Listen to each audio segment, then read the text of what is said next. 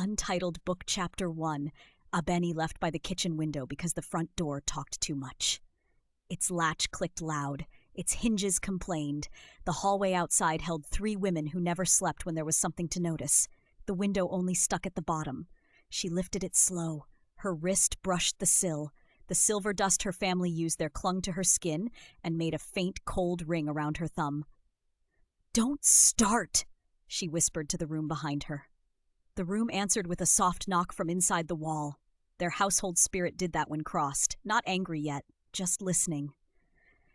Abeni swung one leg over, then the other, and dropped into the narrow yard between buildings. Wet stone met her soles through thin shoes. Laundry lines sagged overhead like tired arms. Somewhere above, somebody laughed too hard at a joke not worth that much breath.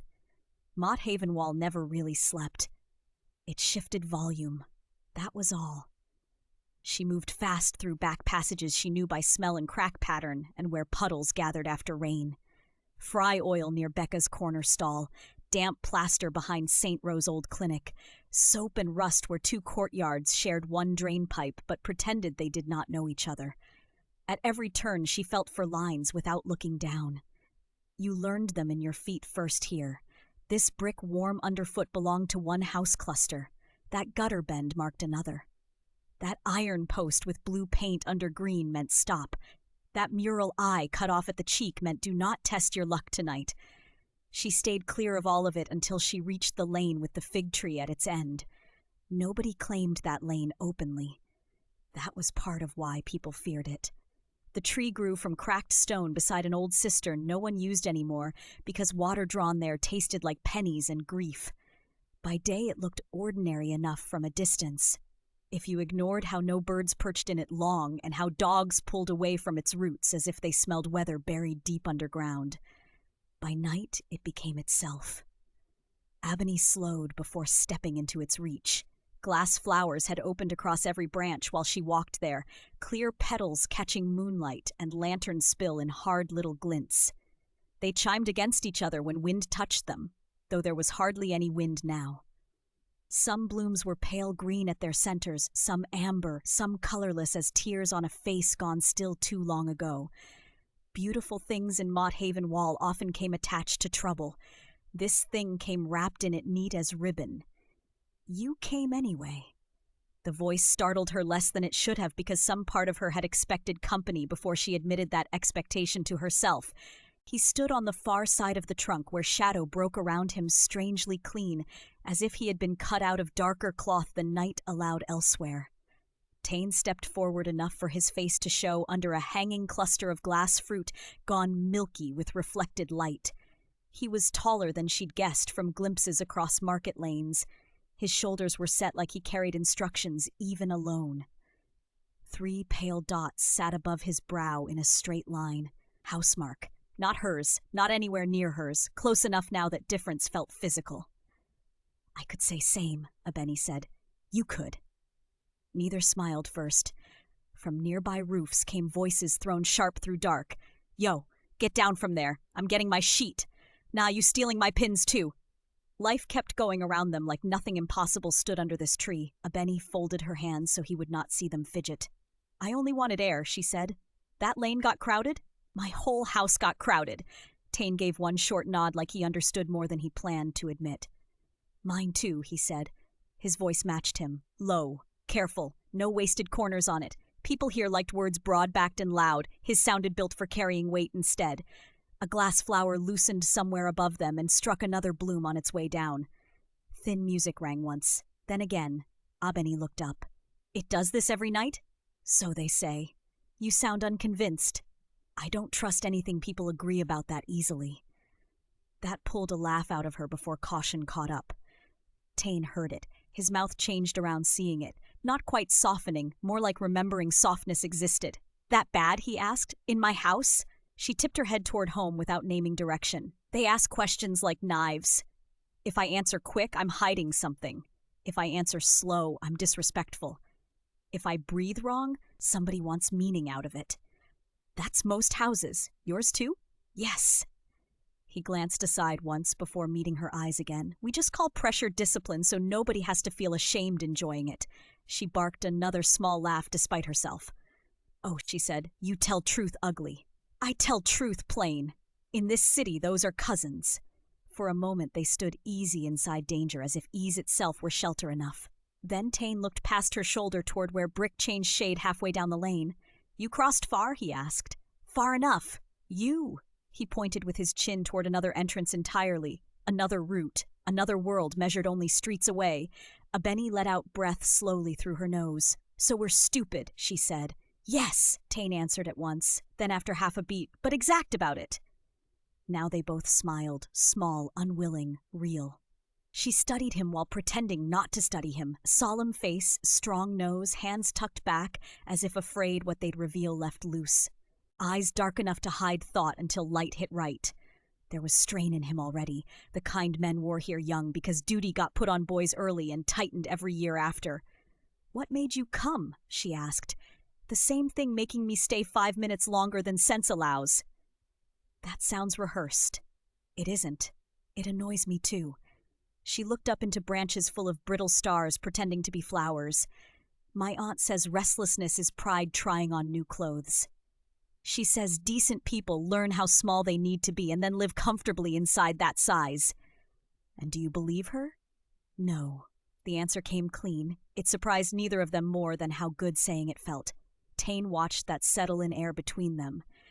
"My uncle says rules keep blood safe," he said. "He says lines exist because forgetting history gets people buried twice." "And do you believe him?" Tane took longer, not dodging, thinking. "I believe fear can dress itself up respectable," he said, "and still be fear." Something shifted then, not dramatic, worse, quieter, recognition, dangerous because mutual. They started talking easier after that, as if each honest sentence bought room for another, about families who loved by tightening grip, about streets everybody swore were neutral but never were, about elders who spoke mercy beautiful then practiced inheritance harder than prayer, about being watched even when alone, especially when alone. Once Abeni told him about singing softly while washing dishes so nobody would hear what mood she was really in. Once Tane admitted he walked extra blocks sometimes just so no one could predict which doorway he'd use coming home. "That sounds lonely," Abeni said. "It is orderly," Tane replied automatically, then grimaced at himself. "There you go again," she murmured. "Telling truth ugly first." Before either could say more, something clicked against stone behind them. Both turned fast. At first, Abeni saw only alley mouth, wet bricks, a broken crate leaning against wall. Then shapes separated themselves from dark. Children stood there. 4 of them. Pale. Thin. Still. Not street children. Not exactly. Their clothes hung wrong for weather. One wore socks without shoes. One held nothing cupped carefully in both hands. One had hair braided with ribbon so faded color had given up entirely. None blinked. Abeni's chest tightened hard enough to hurt. "Do you know them?" she asked quietly.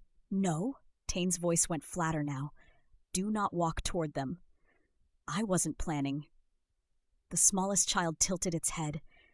Its face held that unfinished look old photographs sometimes had after water damage. Features present, meaning blurred. Yet Abeni felt watched precisely, almost intimately, as if these strangers knew what name sounded like inside her own skull. Glass flowers stirred overhead, though air stayed still. When Abeni looked back after one breath, 2 children had moved closer without any step between. Just nearer. Tane shifted sideways until he stood partly between Abeni and Alley-mouth. Not touching. Near enough she'd have noticed warmth if either dared acknowledge bodies now mattered. "Hey," he called, chest voice sudden, city-trained despite himself. "Whose kids are these?" No answer. One child raised an arm and pointed past them both toward deeper parts of lane where fig roots lifted stones apart. Another smiled. Wrong word maybe. Not cruel, not kind either. More like remembering someone else's smile badly. "We should go," Abeni whispered. Yes, but neither moved first. In Mott Haven Wall, turning your back carelessly invited stories afterward. Fear story, guilt story, weakness story. Even ghosts got treated according to audience. Finally, Tane stepped backward once, eyes fixed ahead. "Take left at Cistern Corner," he murmured. "Don't run unless I run." "You giving orders? Would advice offend less?" "Depends who's asking." "Move," he said. So they moved, slow first, then faster once lane bent, then separate because together beyond certain points became visible trouble even without witnesses. At parting place marked by cracked tile shaped like half a moon, Abeni stopped. He stopped too, 3 strides away, breathing controlled by force rather than ease. "Will you come back?" The question escaped before pride could catch collar. Tane looked almost angry hearing how much hope fit inside 6 plain words. "Yes," he said, then harsher, "if street stays put long enough for me to find this place again." She frowned. "What does that mean?" He glanced behind him toward passage he'd entered through. His jaw worked once. "There was no red stare on Coro Lane yesterday," he said. "Tonight there's one." "Maybe workmen? At midnight?" Fair point. Another chime fell from distant branches, too many notes for simple wind. Neither mentioned children again. Mentioning makes things choose shape sometimes. Everybody knew that much. So instead, Abeni nodded once, serious now. "Tomorrow, then." If tomorrow behaves. He left first, shoulders squared against whatever waited home, and vanished into turns belonging more properly to his side than hers ever would. Abeni took longer returning. Every stoop seemed occupied suddenly. Every window held curtain movement. Twice someone shouted across rooftops about fish prices. Once 2 brothers argued over dice so loudly pigeons burst upward, gray as thrown ash. Normal noise. It covered fear until fear reached bedroom walls intact. She climbed back through kitchen window just before dawn bruised sky purple-gray folk rooftops. Her room smelled faintly sweet. Fig sap? Gnome pillow clear shards no bigger than fingernails. Glass petal pieces, thrum within wall, came knocking again.